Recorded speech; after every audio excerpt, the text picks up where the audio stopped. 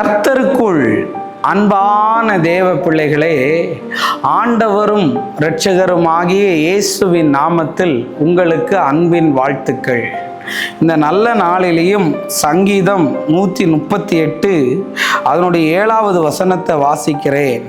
நான் துன்பத்தின் நடுவே நடந்தாலும் நீர் என்னை உயிர்ப்பிப்பீர் என்று எழுதி இருக்கிறது. நீங்கள் மெசேஜோடைய தலைப்பு என்ன தெரியுமா? எப்படியும் அவர் என்னை என்ன பண்ணியாவது காப்பாற்றிடுவார். நான் துன்பத்தின் நடுவே நடந்தாலும் நீர் என்னை உயிர்ப்பிப்பீர் என்று எழுதியிருக்கிறத பார்க்க முடியும். ஒருவேளை இதை பார்த்துக்கிட்டு இருக்கிற நீங்கள் துன்பத்தின் வழியாய் நடந்து போகலாம், கஷ்டத்தின் வழியாய் நடந்து போகலாம்.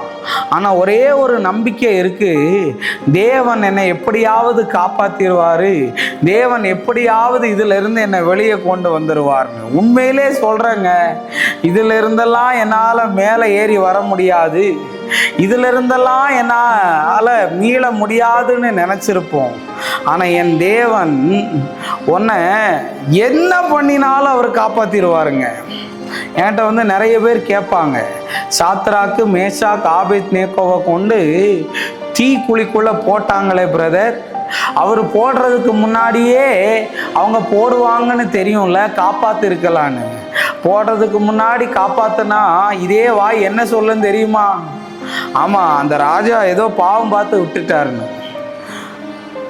போடுறதுக்கு முன்னாடி காப்பாற்றினா அது மனுஷன், போட்டதுக்கு அப்புறமும் ஒரு சேதை இல்லாமல் உன்னை காப்பாற்றினா அவர் கர்த்தரு. என்னை துன்பத்தில் கொண்டு போனாலும் சேதை இல்லாமல் கொண்டு வந்தார்ல, அவர் தான் கர்த்தருங்க. ஏன் சிங்கக்குழியில் போடுறதுக்கு முன்னாடி தானியலை காப்பாற்றிருக்கலாம்ல, போட்டதுக்கு அப்புறமும் ஒன்றும் செய்யலைல்ல.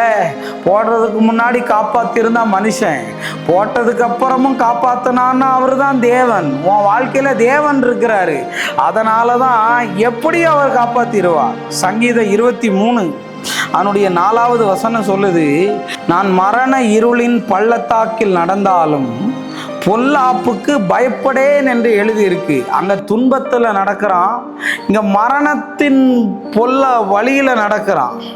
ஆனால் நான் சொல்ல வரேன், ஒரு முடி கூட, ஒரு காரியம் கூட சேதமாகாதபடி கர்த்தர் உன்னை காப்பாற்றி விடுவார். ஹல்லேலூயா. பிரச்சனையை அனுமதித்தது கர்த்தர்னா அந்த பிரச்சனையிலிருந்து வெளியே கொண்டு வருகிறதும் கர்த்தராக இருப்பார். இது எல்லாம் நம்புறதுக்கு ஒரு தைரியம் வேணும். ஹல்லேலூயா.